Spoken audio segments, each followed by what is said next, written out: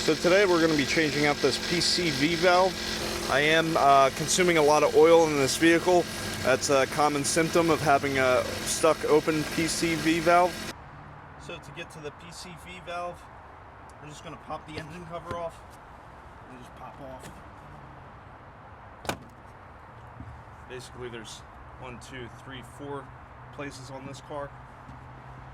What you're going to find is up here, that's the valve. So we're just going to have to clamp this, pull it off, and then we're going to have to remove that, and we'll be able to replace it. If you like doing do-it-yourself type of repairs on cars, this is the channel for you. Please subscribe, give me a like. So the only tools that you really need for this job is something to press the clamp, and for me I have a 14mm wrench. So we're going to first press the clamp. I like vice grips, but you can use channel locks or other pliers. Just basically moving this back and forth so that we can pull the hose off. Clamps off. So now we just need to wiggle this hose.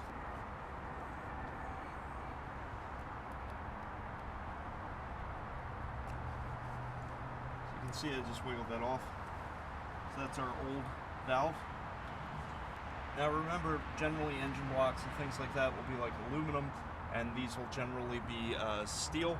So you have a risk if you over tighten them, you can damage the aluminum threads. So be careful not to over tighten anything.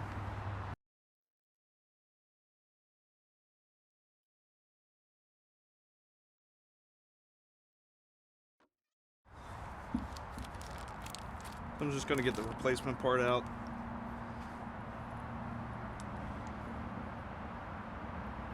So everything looks pretty much the same.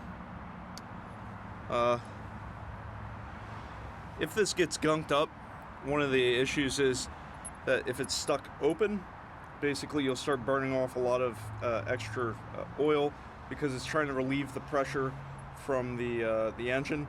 And when it does that, if this opens constantly, basically oil is just coming back in, recirculating, burning off. That can also cause issues with the catalytic converter. Oxygen sensors give a lot of excess smoke, so it's good to replace these. You should replace these it's somewhere in the 50,000 miles to 100,000 mile range. They're pretty cheap.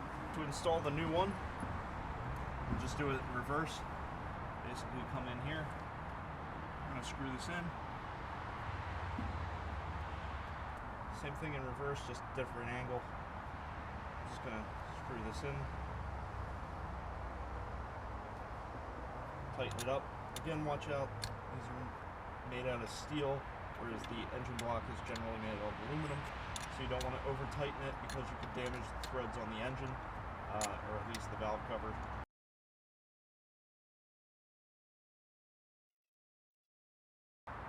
So again, I don't want to go too hard on that, so that should be fine.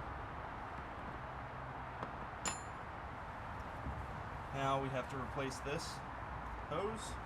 So now we just replace the hose, shove that on.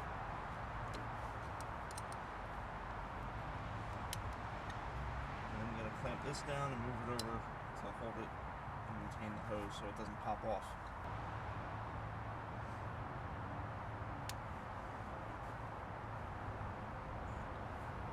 So once you get the hose clamp back in place, let it go. It's good and tight.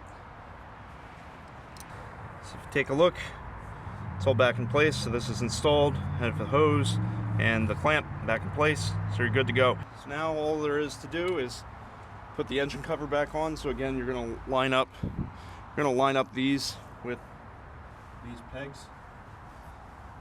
I find it easiest to put the front ones on first because I actually have fingers there. Just push down lightly. You're good. So being that the old one didn't seem to have an issue because it still was moving, probably didn't need to replace it yet, but it was getting to that point being the vehicle was at 110,000 miles.